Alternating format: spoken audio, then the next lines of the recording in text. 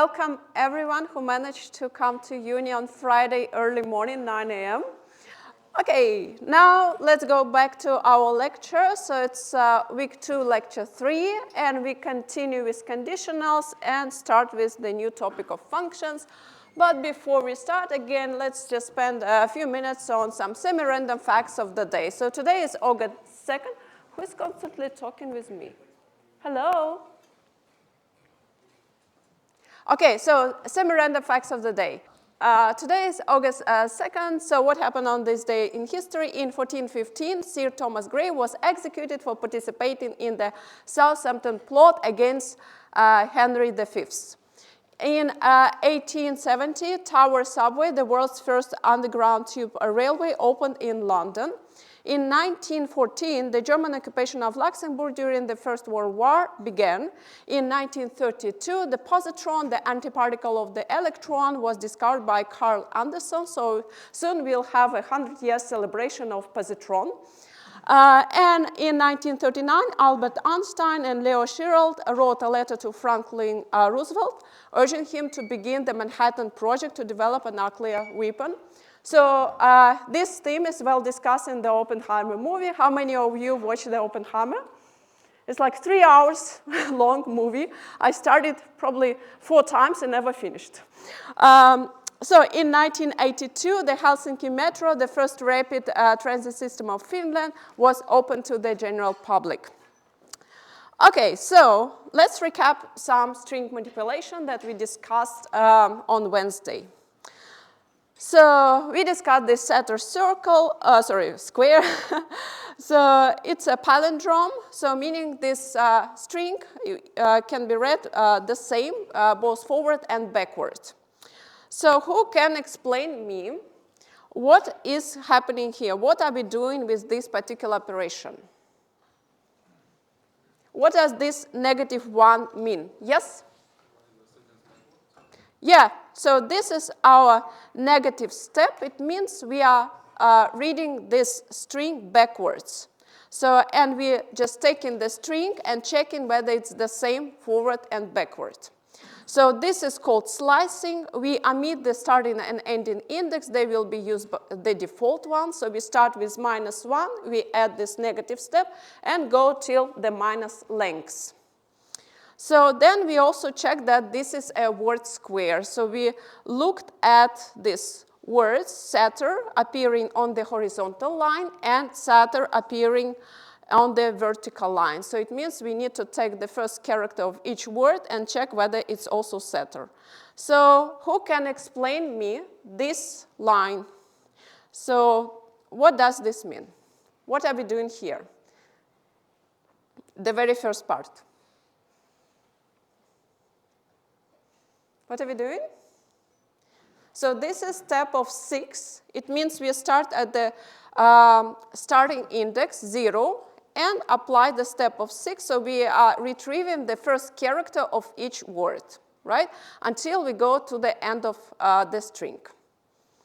And what is happening here? It's also slicing. What are we doing here in the second part? Any guesses? Someone from there? Yes? Yeah, exactly. We're just extracting the first word setter. So again, we start at index 0 and we go until index 5, non-inclusive. We stop at index 4. So it's 0, 1, 2, 3, 4. Okay? So, and we need to check this for every word. So we next check Arepo, then Tenet, Opera, and Rotas. So, and we need to combine all these comparisons together, right? So, and who can explain me this operator, AND? What does this mean? When do we get through? Yes? Yeah, so we require all our comparisons, all these conditions to be true in order to have the whole expression to be true. Okay, so we discussed also indexing. So when we want to extract an element at a particular position, There is also the opposite operation of taking an index of a particular substring or character. So we can get it through find or index. So when we ask for index of a particular character, it gives us the very first occurrence. You can also extract the other occurrences by providing the starting index. So, and we discussed slicing. So in slicing, we can extract a substring of any length. So we start with the starting index I. We provide the ending index non-inclusive j and the step. So if the step is negative, we are reading the string backwards. And finally, we also mentioned splitting, but we did not discuss this properly. So this method, split, it splits the sequence into subsequences. Suppose we have hello world. It's my str. And then we ask split. So, and print the result. So here I'm, by the way, using Python tutor, which is nice for visualization what exactly happens in the memory. So let me just go step by step. So we initialize the string. We assign to the value hello world. And then we call the method split. So this method splits this sequence into substrings by the space. So it's the default parameter is space. So now we get a new data type that we will discuss next week, I believe. So we see that there are two strings, hello and world. So we get this sequence of two strings. So this is called list. So we get a list of two elements. Now we can also specify a particular delimiter that we'd like to use in order to split this sequence. Suppose I don't want to use space. So instead I would like to split this sequence by O character. Who can guess what will be the result? Which substrings will I get and how many of them? So let's run it. What will be the first substring? So I split hello world, but not by the space character, instead I split it by O character. So I will get three substrings. So it will be hell, then I use O as a delimiter. Then I extract the next space and W.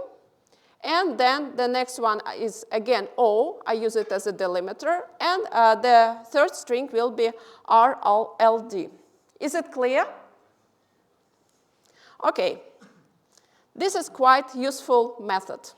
And again, this method, it's important. It returns us a new variable, a new object in the memory. So here we return the list. So let's do this small exercise with strings. So suppose we need to check that a given student number is correct. So the number consists of the first letters of a student name and their birthday date given in this. So like we remove all the dots. We just extract the digits. And we can concatenate this together. And we assume that the name only has two parts, the first name, last name, separated by the white space. So how we do that? So suppose we have this Lewis Carroll, and the birthday is 27th of January and 1832. So let's put it in Python tutor. So copy it here. So this is Lewis Carroll. Just remove extra spaces I got from PDF.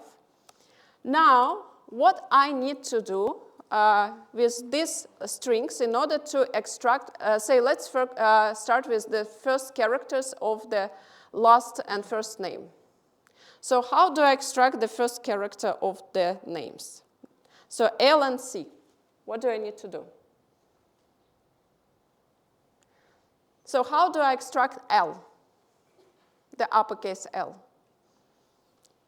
So I need to do indexing, right? So at index 0, it's the very first character, right?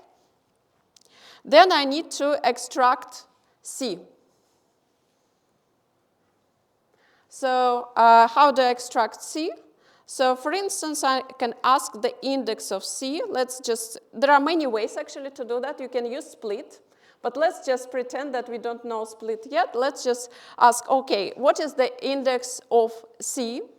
Or sorry, the index of space, because we assume that our names are separated by space.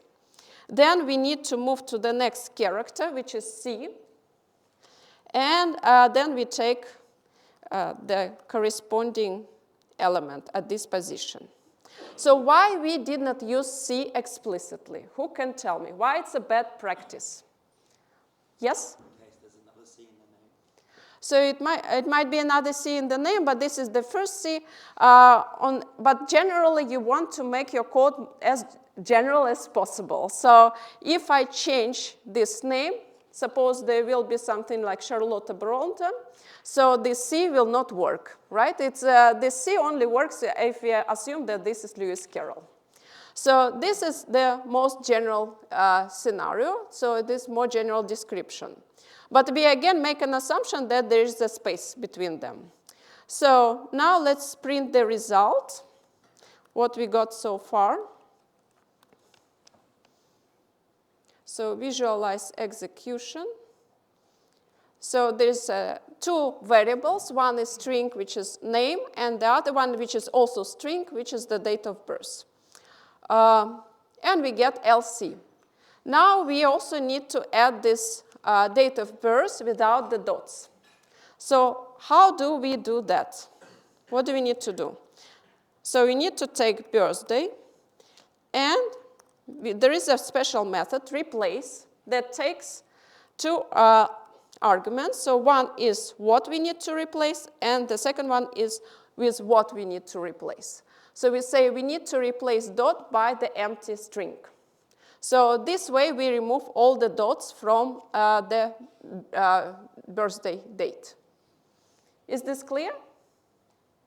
By the way, I need to mention this construction of this assignment. So you see that instead of just providing this line-by-line assignments, we just use the comma construction. It is a more compact way to perform assignment. If you have multiple variables assigned to multiple values. But there should be one-to-one correspondence. You need to make sure there is one-to-one correspondence.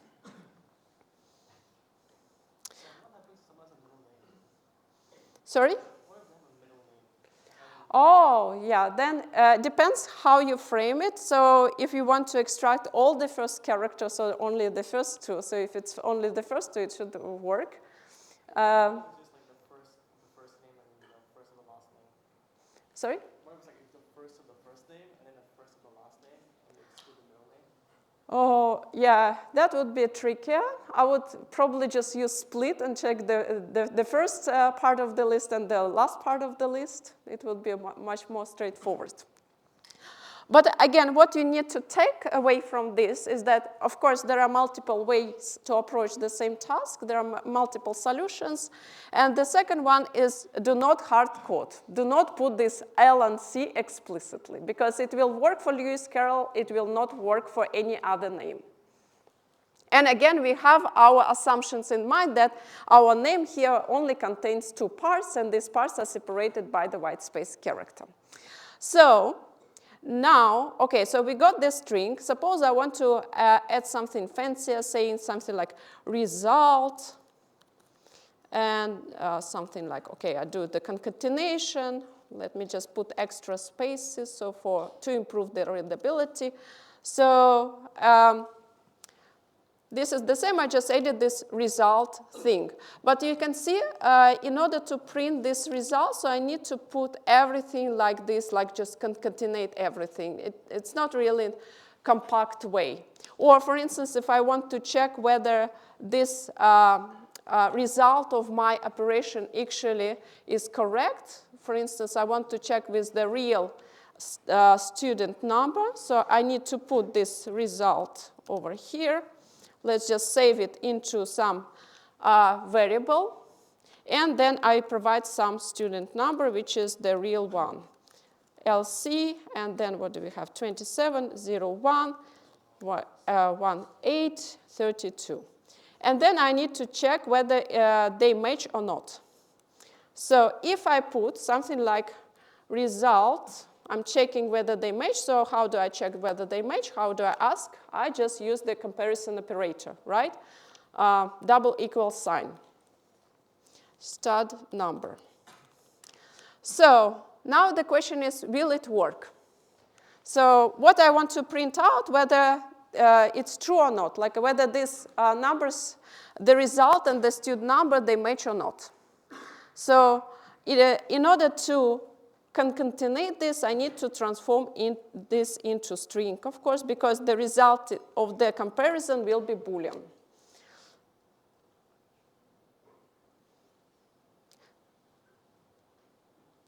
So, and we print the result. So the result is true.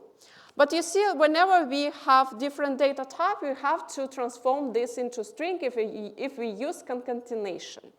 There is much better way to insert the result of the evaluation. We call this f-strings. So instead of this transformation into the string data type, I can actually say, okay, take this expression and evaluate it inside of the string. And to do that, to allow such functionality, I need to add this f prefix. It says it's a format string or f string. So what will happen now is that we take this expression, we evaluate it first, and then we put the result as a string, as a part of this output string. Oops, what happened? Oh, yeah, I have an extra bracket.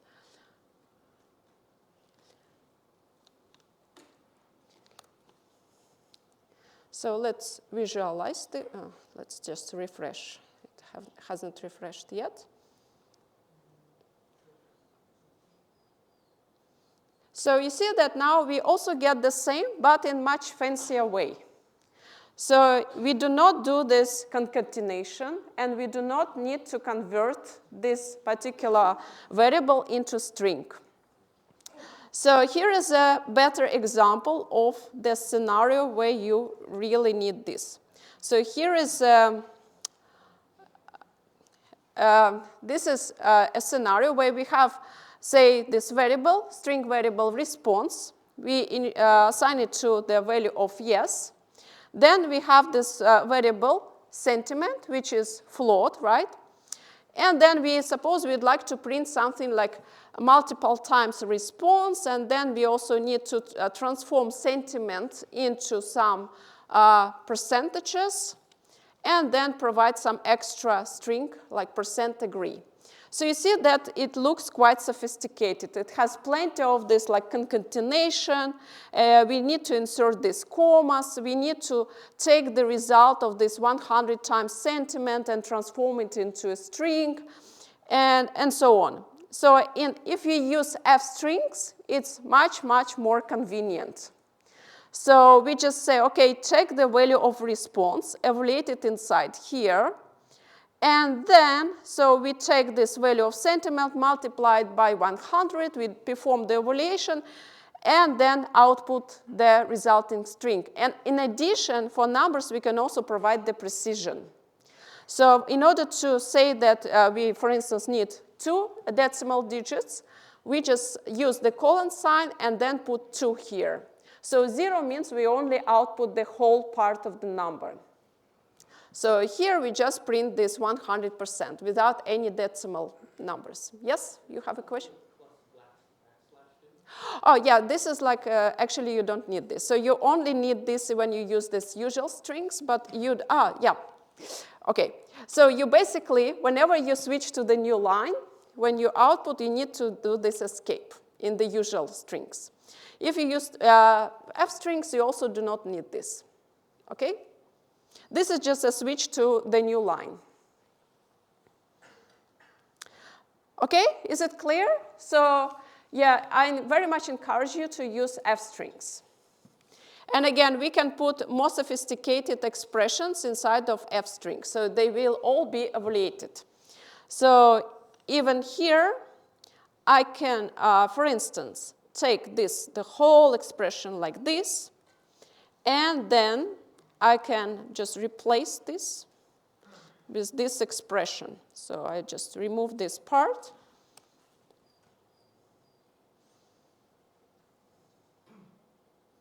And it still works. Okay?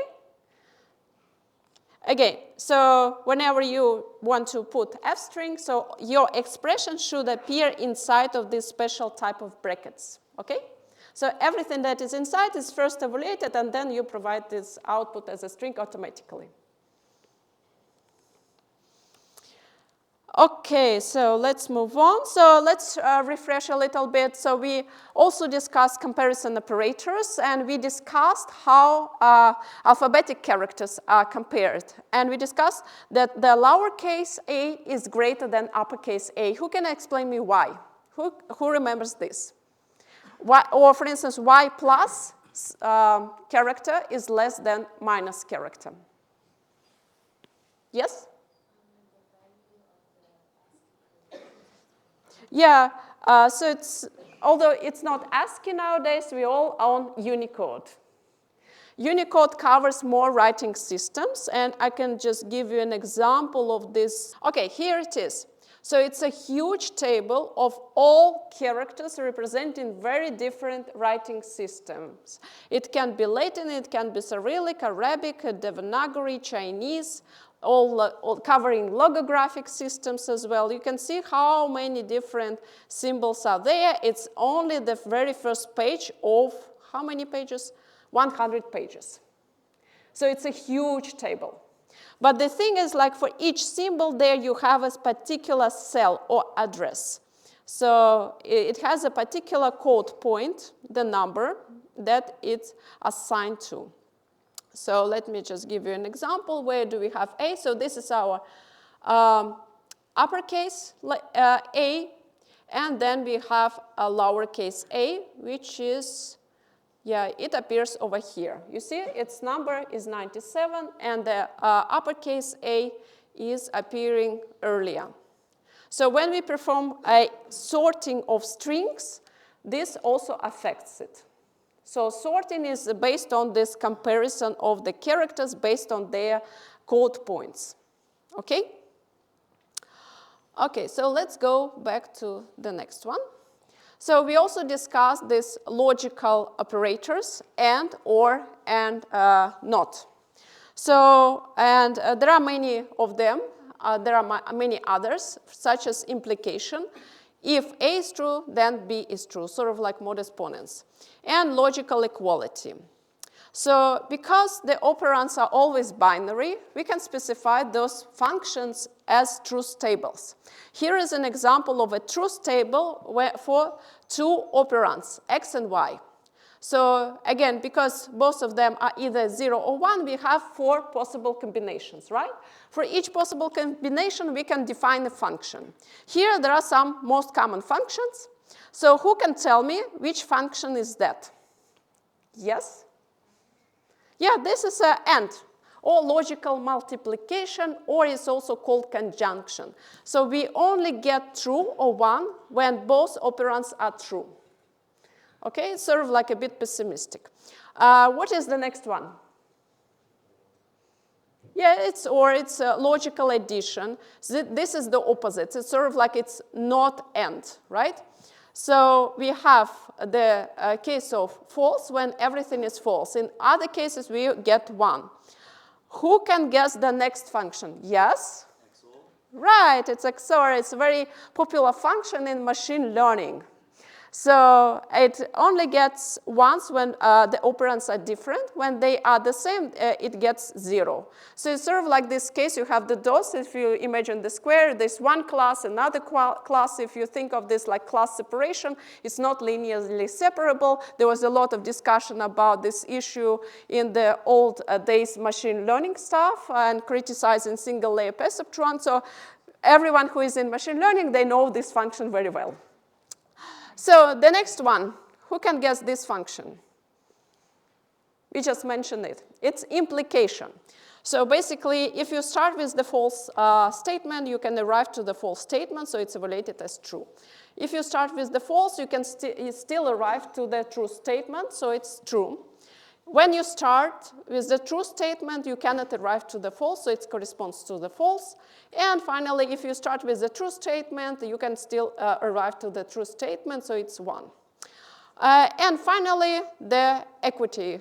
So you have this matching thing. So when both operands are the same, you get 1s, and when they're different, it's 0. So it's the opposite to which function?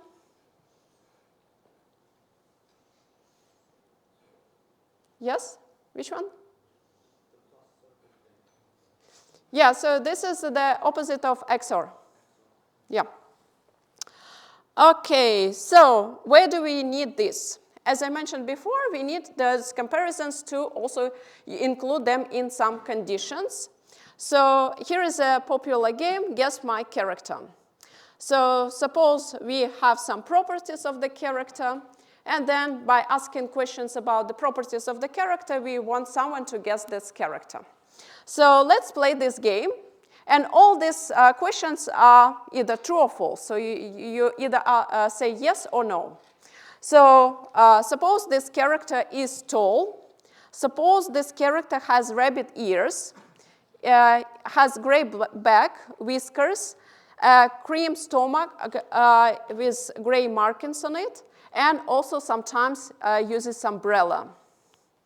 If all these questions are related as true, who can guess the character from that? It's a very popular character. Any guesses? Yeah, from the back? Yeah, correct, that's Totoro.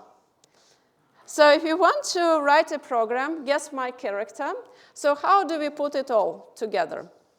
So for that, again, we need to have these conditions on our properties. So we need to describe our character as a sort of like a set of properties. For instance, we can say, okay, they have this property of being tall.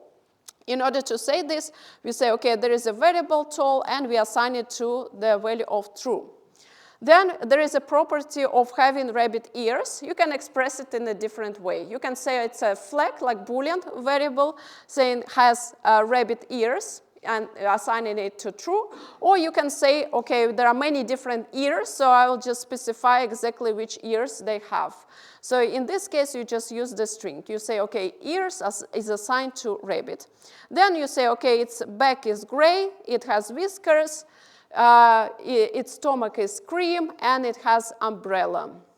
So we provided this description of the character as this number of properties, the variables that are assigned to particular values. Again, the way you describe it, it's basically up to you. So you create a model, right? So you decide whether we need to specify this ears as rabbit as just a Boolean flag, or you specify there are too many ears. So you just say, okay, it's much easier to say that there is particular type of ears and say express it as a string, not as a bunch of different flags. And then in order to check that these conditions are satisfied, suppose you want to have all these conditions to be satisfied, we just make this expression. So we put this AND operator, and we only require everything to be true, right? So, and when everything is true, so it's evaluated as true. So this is our Totoro. This is how we describe it. So it is tall, its ears are rabbit, its back is gray, it has whiskers, its stomach is cream, and it has umbrella. So, and again, you need to take care of this priority of the, yes? What are the semicolons in the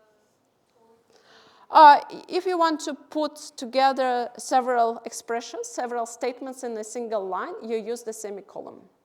By the way, here's something that I forgot to mention. So again, you specify these variables, right? And then you can, in Python, check, for instance, that variable is within some range by using such construction. So it's allowed in Python, not in every other language.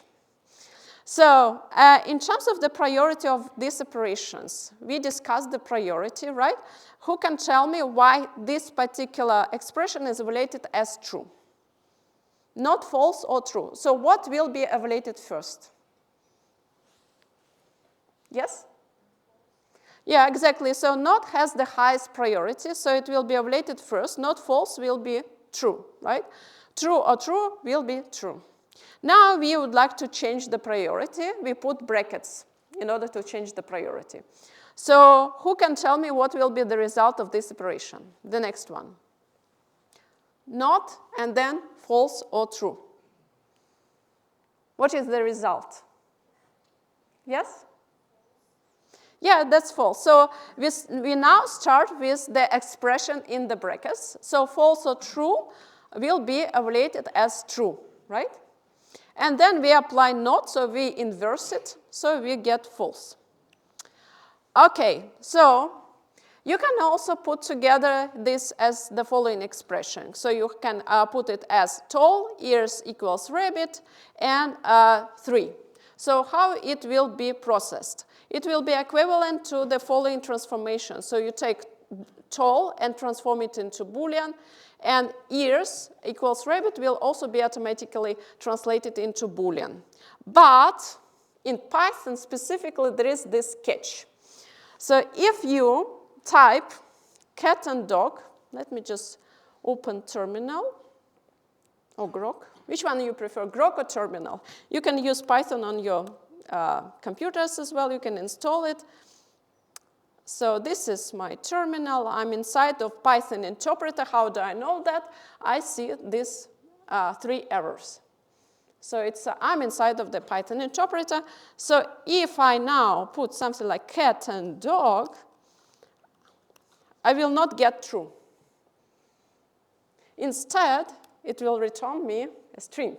Surprise, surprise. It's a very specific behavior to Python.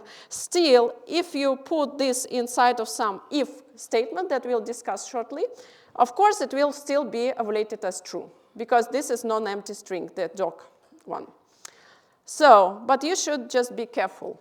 So when you assign the result of such operation to some variable, so in this case, your variable will be string, not Boolean data type. Okay, so one common mistake. Who can explain me what's wrong with this? So suppose we have some variable name, and we need to check whether it's Sandy or Alex. So what happens here? It's a very common mistake for beginners to make in Python. Why do we get true? So here name is assigned to Kim. It's clearly neither Sandy nor Alex, but we still get true. What's wrong? Yes? You're not comparing with Alex? Yeah, exactly. So we basically, the way it's processed is that we take this name variable, we check whether it's Sandy, right? What do we get? We get false. But then we have or Alex. Alex is non-empty string, and that's why we get true. So we have false or non-empty string, it will be true. And this is not really what we intended to do. So what we actually intended to do, to compare with each of them. So we need to explicitly compare with each of these values. There are also other ways to kind of get the same result, the same functionality. You can also check whether name is in some list or tuple. We will again discuss it next week. So for now, we can just resolve this by doing this particular check for each name. So we check that a name equals Sandy or name equals Alex. Okay, so, and typically, again, where do we need it to use? So we typically use this in the if statements. So we basically, if the statement is evaluated as true, we go inside and perform the code. We run the code inside of this block. So here, suppose we have some balance, we want to withdraw some money, and we can, of course, only withdraw if our balance is greater or equal the amount to withdraw. So we need to first check whether we have sufficient balance. So if we have sufficient balance, we go and update our balance. So we perform this subtraction, balance minus withdraw, and put this new value into balance. Again, whenever we see such expression, the right-hand side is evaluated first, and then the result is assigned to the left-hand side. Okay? So, and then we print this message withdrawn, and suppose we also have some low limit. If our balance is below this limit, we need to ring mom. So again, this condition, this particular code block will only run if this particular condition is satisfied. Okay? So we go inside of this balance block only if our balance is enough, right?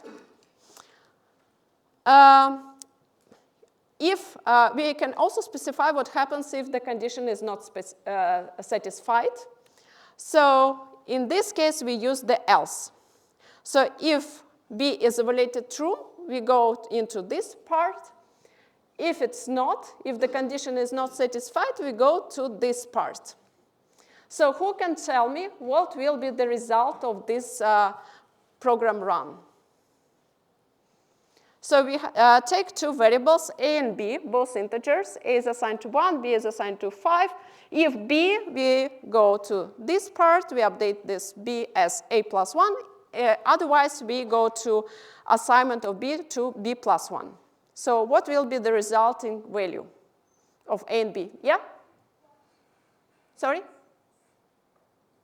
Yes, yes? 1 and 6 and other opinions? Yes? 1 and 2. 1 and 2. So there are two opinions. Who thinks it will be 1 and 6? Who thinks it will be 1 and 2? Okay. So basically what happens here, so we have if B, so B is 5, so it's not 0, so this condition will be true. We go to this block. So we update B to be A plus 1. So A is 1, so 1 plus 1 will be 2. So we update the value of B to be 2. And we do not go into this else condition because we already satisfied the first condition. So the result will be 1 and 2. Okay? Try to run it in Python tutor. Okay, so we can also do conditions on this. Say we have a task of defining whether a year is a leap year or not. So how we specify the task? So what are those conditions for the year to be leap year? So this is a flow chart to describe our logic. So if the year is divisible by 400, it's a leap year. We go here. If it's not, we need to check whether it's divisible by 100. If it's divisible by 100, so it's not a leap year. If it's not divisible by 100, we go and check the third condition, whether it's divisible by 4. If it is divisible by 4, we go and say it's a leap year. Otherwise, again, no. So how do we express this in Python? So you see that there are some conditions that are mutually exclusive. And in Python, we specify this through the elif condition. So if year modular, so the remaining part is after divided by 400 is 0, so we say, okay, it's a leap year. Otherwise, so this elif is sort of like otherwise, we check another condition. So if it's true, we go and print this message, not leap year. Again, if both conditions are not satisfied, we have the third option to check. So the third option to check is this, whether year is divisible by 4. And in all other cases, we just say it's a not leap year. So these are just mutually exclusive conditions, and they are expressed through elif statements. So, and here is our flowchart describing this in Python code. And now, what do we need to change if we want to put this as a single if condition and else condition? We can combine, right? We can combine all conditions that lead us to the leap year. So what are those conditions? So the year should be divisible by 400, or we now use this OR operator, the second option. So what is the second option? The year should not be divisible by 100, but it should be divisible by 4. So we combine these two conditions together using AND operator and put this all together with this division by 400 condition using OR operator. In all other cases, we just say it's not leap year. Okay, so I'll just leave it for you to try to implement at home the other option, just using a single if and else statement. So functions, the new topic. So we promised to teach you how to modularize your code. So functions help you to modularize your code. They're in programming quite similar to mathematical functions. So you have some set of input values, you perform some calculations based on these input values, and sometimes you may also return some output value. So we already seen and discussed some popular functions such as the length or this transformation to the string data type. So functions help us avoid recycling of the same chunks of code, or just, help us to recycle this in better ways. So you do not need to copy and paste the same code multiple times for each different ways of different values of the variables. So how do we define a function? So in order to define a function, you use this def keyword. It's followed by the function name and optionally some input parameters. Your function might not take any parameters at all. So, and of course, every function has its body, the code that should be executed inside of the function. And again, optionally, functions might return some value. They might not return any value at all. Again, this is optional. What must be there is the function name and the body of the function. So let me just go back to Python tutor. So let's just create a function that counts the number of digits in a number. So let's call this def and count digits. Oops, digits. And the input is some number. And it should return us, what it should return? The number of digits. So the input is a number. It can be positive or negative. So, and in order to count the number of digits, what might be a good trick to do that? So for instance, if this number is 100, the number of digits there is 3, right? It's a 3-digit number. If it's 97, it's 2. If it's minus 97, it's still 2. So how do we count the digits? Yes?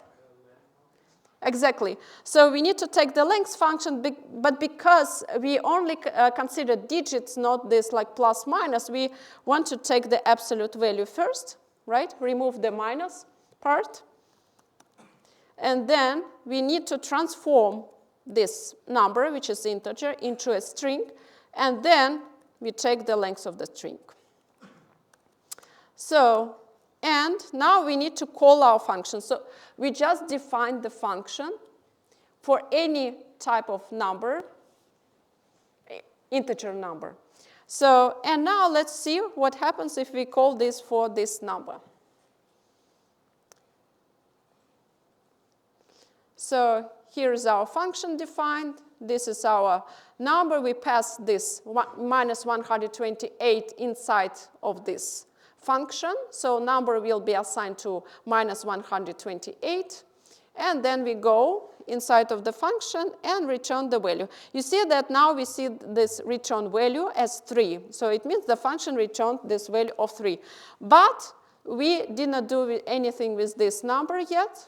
So what return allows us to do, it returns the value, and then we can reuse this value. We can say, okay, take this returned value and put this into some variable called result. And then we can put some, just for instance, print message result.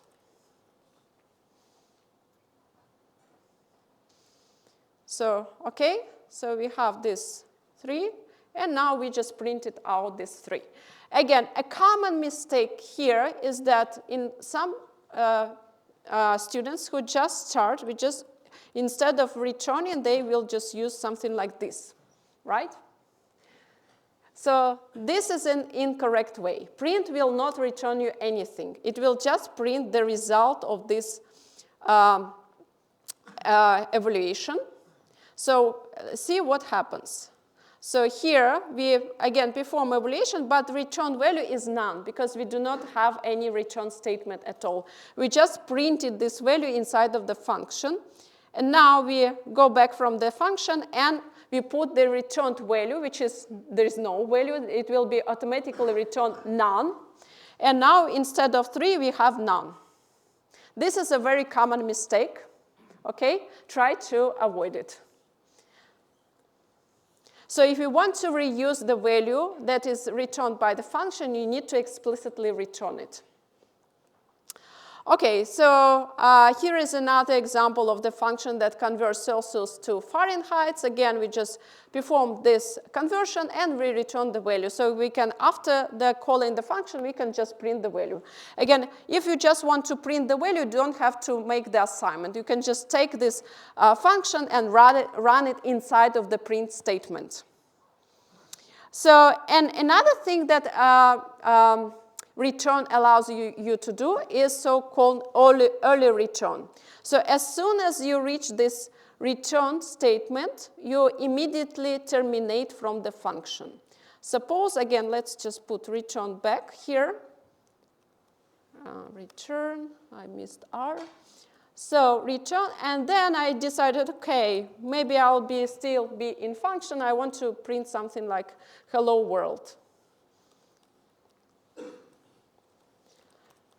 Oh, hello. So what happens now? So we go inside of the function, we reach return, and immediately after we reach return, we terminate. We never reach this hello part. So, and it sometimes can be very useful. For instance, if you want to implement safe division, so you make sure you never divide by 0. So suppose you have this function, it takes 2 operands, x and y, and you need to make sure that the function does not divide by 0. So you have this extra condition, if y. So if y will only be true if y is not 0, right?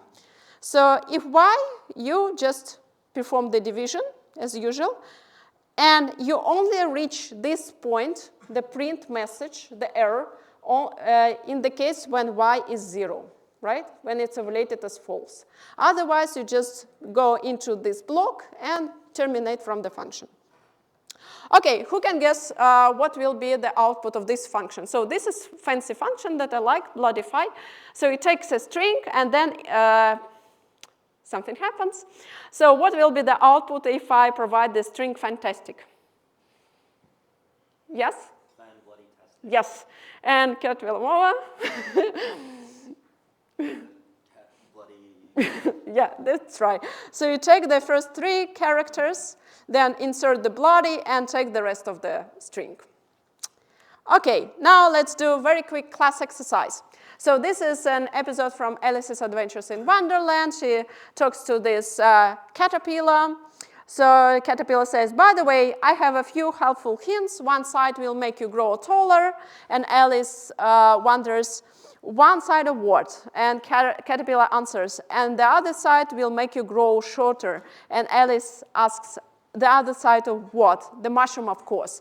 So let's just spend the last 5 minutes writing this function called eatMe.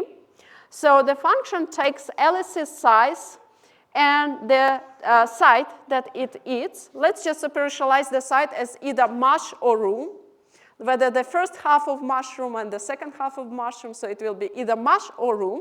So it takes this size, the initial size of Alice, and the side of the mushroom.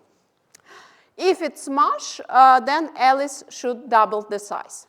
And if it's the room part, it should reduce 2 times. And we need to return the Alice's new size.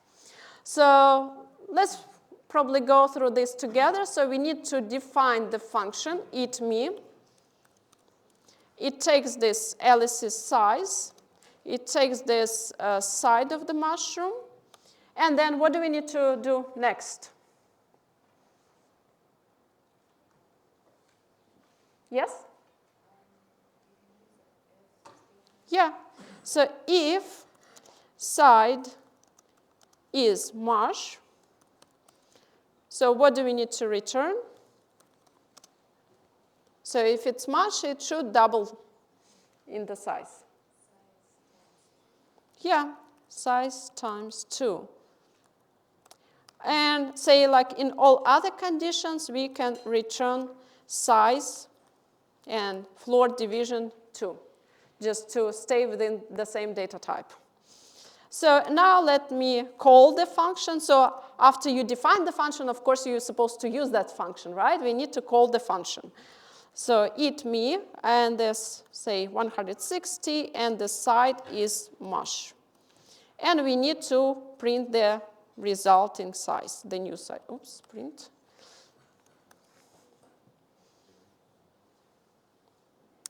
Okay, so let's go and call the function. So we are inside of the function.